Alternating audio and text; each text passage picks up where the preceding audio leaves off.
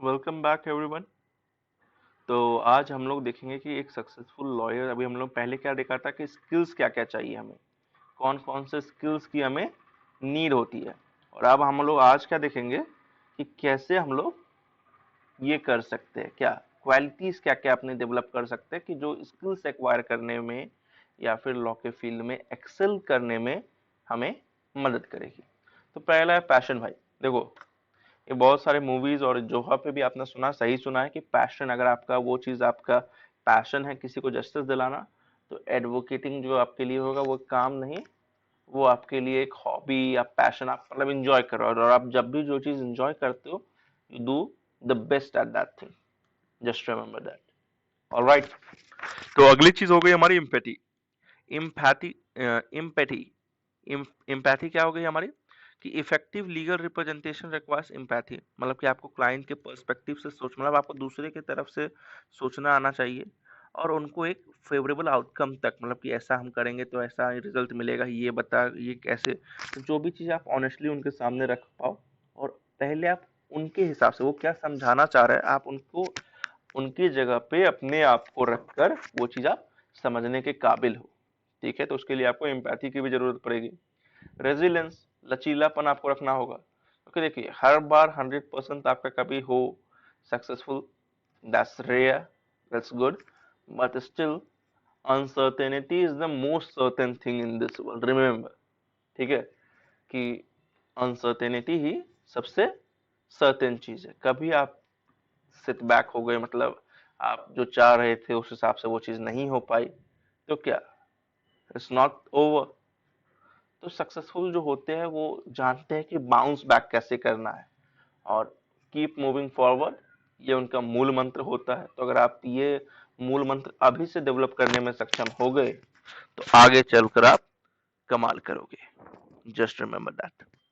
Adaptability क्या हो गई कि कॉन्स्टेंटली इवॉल्व हो रहा है, तो आपको मतलब आपको अडेप्ट क्विकली करना आना चाहिए कि नया लॉ या नया रेगुलेशन आप तुरंत अडेप्ट कर पाओ, क्योंकि जो इंसान, जो व्यक्ति समय के साथ नहीं बदलता है, समय उसको बदल देता है। ठीक है, अगर आप समय के साथ नहीं बदलोगे तो समय तो आपको बदलेगा, पर वही है कि फिर आप जहाँ पे आपको होना चाहिए था वहां पे आप नहीं हो पाओगे। इन द सेंस अब आप बोलोगे कि सर लॉ में क्या चीज है, लॉ तो हमेशा से वही कोड चल रहा है जिसमें कहाँ से कुछ इवॉल्व हो रहा है। देखो यार, न्यू लॉ और रेगुलेशन तो हर बार आ रहा है, क्या सही बोले ना? न्यू लॉ और रेगुलेशन जो है मेरा, वो तो हर बार आ रहा है ना, हर समय आ रहा है कि नहीं? नया नया लॉ और नया रेगुलेशन, पर पर और तो कुछ चीज नहीं बदल रहा है। सवाल होगा, देखो अभी जब कोविड का टाइम था, कोर्स हमेशा फिजिकल मोड में चलते थे, पर अभी ऑनलाइन मोड में होने लगी। अब आप बोलोगे कि मैं ओल्ड स्कूल लॉयर हूँ, ठीक है, अच्छा है, आपके पास डिबेटिंग स्किल्स, आपके पास कन्विंसिंग पावर, बहुत सारी चीजें है, पर अब आप ऑनलाइन आके नहीं लड़ रहे हो, कोई फायदा? नए लोग आए, नए लोग लड़ रहे हैं, क्योंकि आप नहीं तो कोई और, कोई भी काम आपके बिना रुकेगा नहीं। ये बात आप याद रखो। तो अगर आप इवॉल्व कर रहे हो तो आप ग्रो कर रहे हो, नहीं इवॉल्व कर रहे हो देन आप रुके हुए हो, दुनिया बढ़ते जा रही है तो आप पीछे छूट रहे हो। या ये चीज आपने शायद बेसिक एट एट क्लास में शायद हम लोग ने पढ़ा था मैथ्स में कि नो प्रॉफिट और नो गेन भी ना, नो प्रॉफिट और नो गेन भी 1% लॉस कहलाता है, क्योंकि आपने उस पर अपना टाइम दिया था, इसीलिए। ठीक है, आप ये क्लियर है आप लोगों को? अब एक मेरे तरफ से आप लोगों की एडवाइस है जो भी एस्पायरिंग लीगल प्रोफेशनल्स है, क्या कि देखिए पहले आप अपना नेटवर्क बिल्डअप करना चालू कीजिए। नेटवर्क बिल्डअप करना यानी कि आप कहीं पे इंटर्नशिप कर रहे हो, वॉलंटियर कर रहे हो, don't focus on money always.